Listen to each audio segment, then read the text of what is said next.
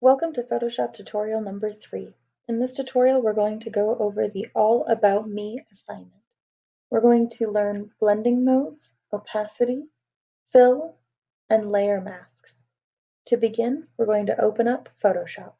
Go down to the Windows icon, click, go to Adobe Master Collection CS6, scroll down to Photoshop, and open up Adobe Photoshop CS6.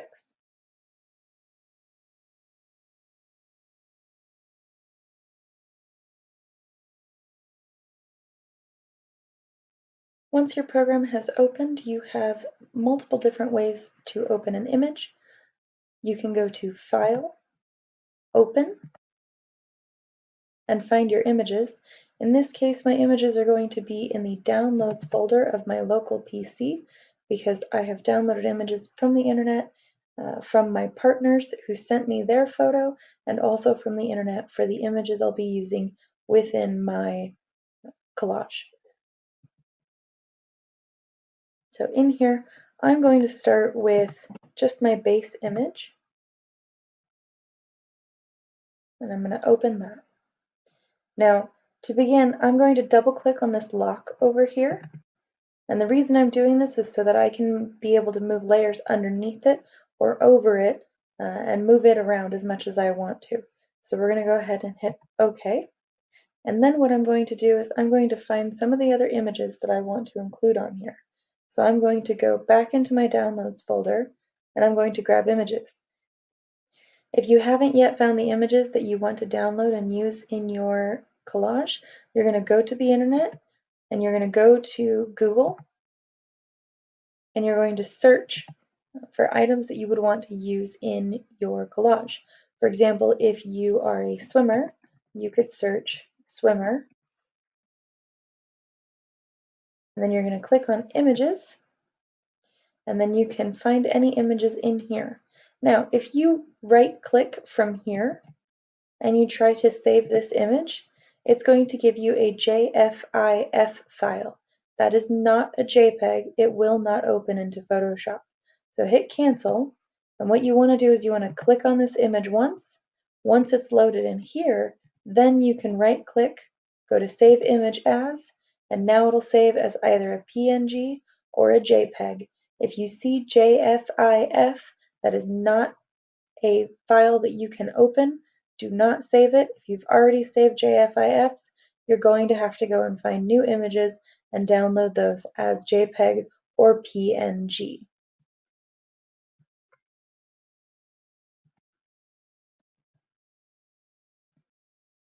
Notice how this one comes up as a JPG, which is JPEG. That's what you're looking for. That will work the best for you. I'm going to go ahead and hit cancel because I already have the images I want to use, and I'm going to lower my screen, and I'm going to show you how we put images onto this. There are two ways to do this. The first way I'm going to show you is to go to File and go Place. It should open up into your Downloads folder if that's where you got your initial photo from. However, if it doesn't open up to your Downloads folder, you can get to Downloads by going to This PC and then clicking on Downloads. We're going to open up this first image. This is just space. We're going to go ahead and place that. Notice that when it lands on my image, it's going to be fairly small. You can drag these and make them bigger. And if you want to keep it in proportion, you hold down Shift while you're moving it, and it will keep it proportionate all the way through. Once you've finished moving it to the way that you want it to be, go ahead and hit Enter to remove this square around the outside.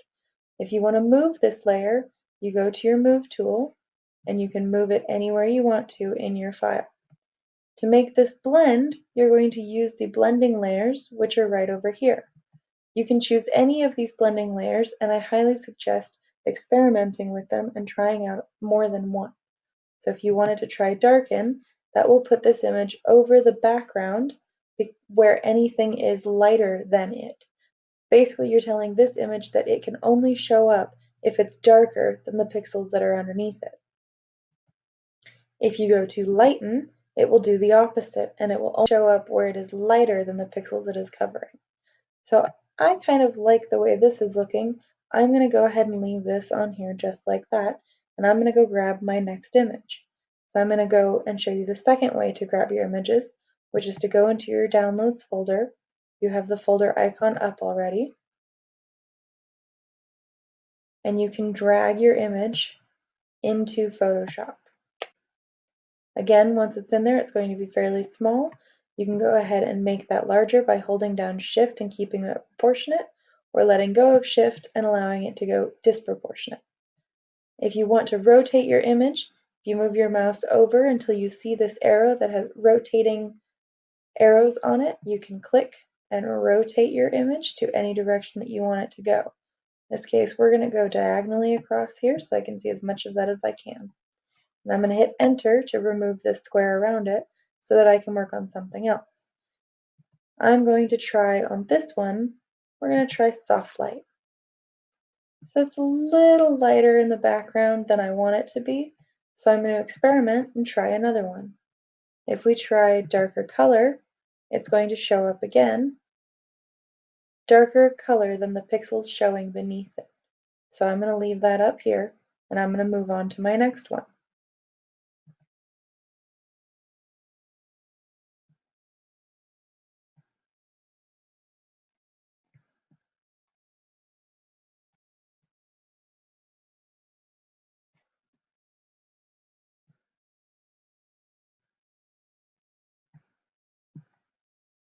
In this case, I'm going to try another different type of blending mode. I'm going to try multiply and see what that does. Notice that this is allowing multiple pixels to be showing through it, but I'm still seeing some stuff in here that I don't really like. For example, I want to get rid of this harsh line that's right up here. To get rid of that, you can use a mask. Now what you would want to do in this case is you go to the mask tool and you're going to click on that on the layer that you want to mask. You click, it will create a blank layer mask here. You can go and use your paintbrush tool and change your brush size. Probably want it to be fairly large for this first time, and then change your foreground and background color by clicking on this rotating arrow again so that your black is showing. And then you can come in here and you can paint out the black by painting on that layer mask. Okay.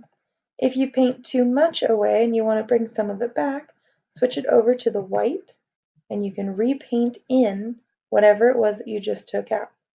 This is why we do not ever delete things in Photoshop. We just use a mask to hide them. Another example is if you wanted to hide this white or even this black in the background over here, you can create a mask on here and you can use your quick select tool, which is this one right here, and you can select the pixels that are around it that are similar colors. So if you just start clicking, if you click and you hold down your mouse and drag it around, it's going to try and find the edges that are the most similar colors to the pixels that you're clicking on. You can add to this by clicking in other areas, or you can subtract by holding down the Alt key and subtracting. Once you have this, you can go ahead and go over to your paintbrush tool, and again, switching over to black, you can paint out any of the pixels that you don't want to appear in your image. So if you didn't want any of that to appear, you can get rid of that. And then we're going to deselect by clicking in our marquee and clicking anywhere outside of that. And then you can go ahead and turn these other layers back on to see what that looks like. Okay. So I'm not a big fan of that. I'm going to turn off that mask by disabling it. So I'm right clicking on the mask. I'm turning off the layer mask and turning on my layers again. Notice the difference? So maybe I do want to use a little bit of this, but not all of it. I'm going to delete that layer mask and I'm going to start over. And all I'm going to do this time is I'm just going to erase just this little bit right up here. And then I'm going to put a little bit back in because I took too much out, right?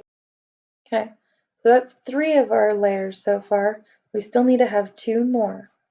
So we're going to go back in here and we're going to grab our next layer and we're going to use this one here and we're just going to pull that over.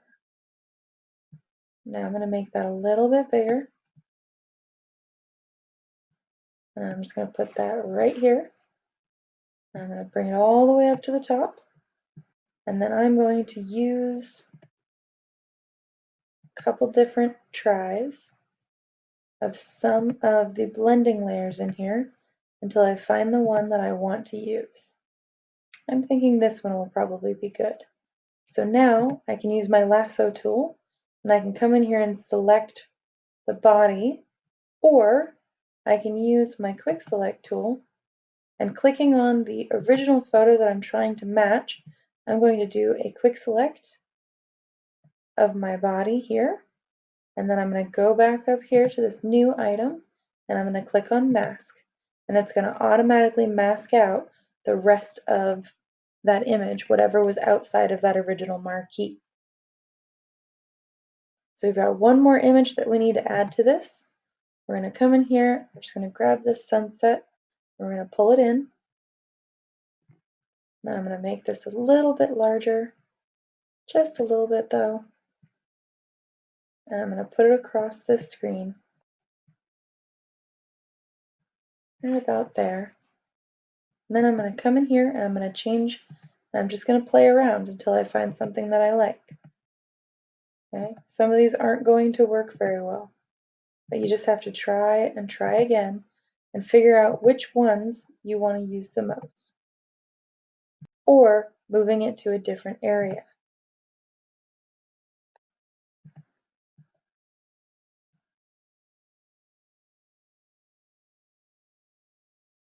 So I think right there might be kind of good. And so what I'm going to do is I'm going to add on another mask, and I'm just going to come in and paint with black and hide some of this stuff off to the side that I don't necessarily want to see. And soften that up a little bit. Okay, so this is blending modes and layer masks. And now we're going to add our type. So I'm going to find a spot in here that I want to write Riley. And I think I want to do a vertical type. So I'm going to go over here to the vertical type tool and I'm going to type right here. I'm just going to say Riley. And I'm going to highlight all of that. That's really small, so I'm going to make it quite a bit bigger. In this case, I actually need to make it even bigger. And then I'm going to change our font and I'm going to try something a little different that I think matches what I'm working with here. So I'm going to put Riley's name here, and then I'm going to change this back to a normal horizontal type, and I'm going to put down here portrait by my partner. In this case, I'm not sure who took Riley's photo, so I'm just putting that on there. I'm going to change my font one more time. I'm going to just go over here to a simple font, and I'm going to change that font to white. And then I'm going to make it much smaller. Okay, so that's what you have to do. Once you're done with this, then you go to File, Save As. You're going to find your H drive by coming over to this PC, and your H drive will show up down here where it says Devices and Drives. You'll click on your H drive, save it as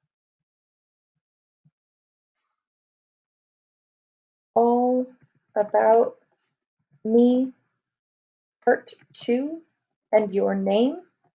In this case, it would be Riley if she were creating this. And then we would say save. And then I'm going to go to Google Classroom and turn that in. Notice that I also made sure that it was saving as a PSD so that it shows my layers and I can see them as a teacher when you turn them in. Quick note, you may also use your opacity level. So if you wanted to change the opacity of anything, which is basically how clear it is, you can click here to change that as well. Same thing goes for your fill. Those two are right here, and you can use those however you want to. If you need to move your files around, just grab it and move it and see what happens. All right, thanks for watching. I'll see you in class.